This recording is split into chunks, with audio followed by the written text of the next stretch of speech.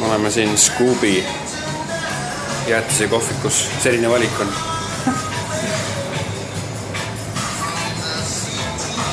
Selline teenindaja. Kuigi need jäätise topsid tunduvad sellised väiksed. Käed on hukas. Aga tegelikult siia sisse seda jäätist maab ikka tunduvalt palju. Et seal on riivuli peal tegelikult ka väiksemaid jäätise topse.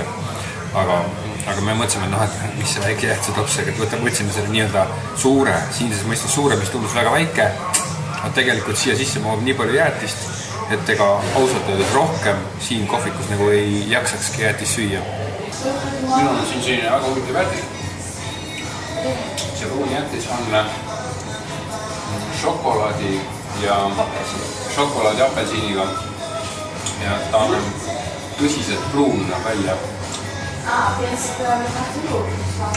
Ja muidugi maitse on hästi koorene, hästi siuke tihke, aga ma ei tea, kas ta koorejäätis ikka koorejäätis.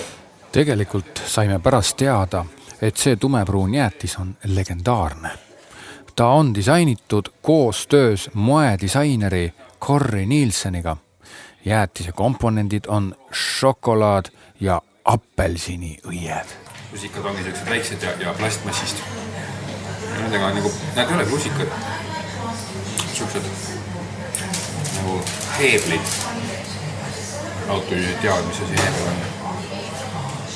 Teevad ise siin, jah? Jah, võetakse käside jäätiseks ikkagi. Nüüd see on siis nagu ehtne jäätise kohvika. Kohvik oli tühi, kuna ta alles avati ja meie olime esimesed külalised.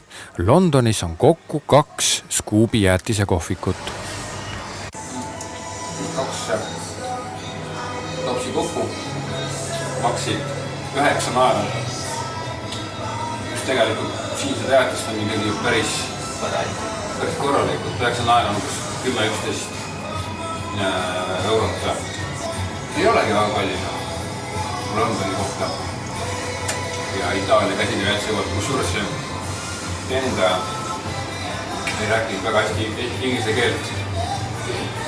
Või rääkis minust itaallanna. Scoop peab ennast luksusjäätise kohvikuks. Kuigi selle väikese kohvikuruumi sisekujundusest suurt luksust välja ei paistnud, oli tunda, kuidas nad jäätist väärtustavad ja au sisse seavad. Nad ise ütlevad oma kodulehe filosoofia alalehel nii. Meie jäätis on looduslik ehk naturaalne luksus.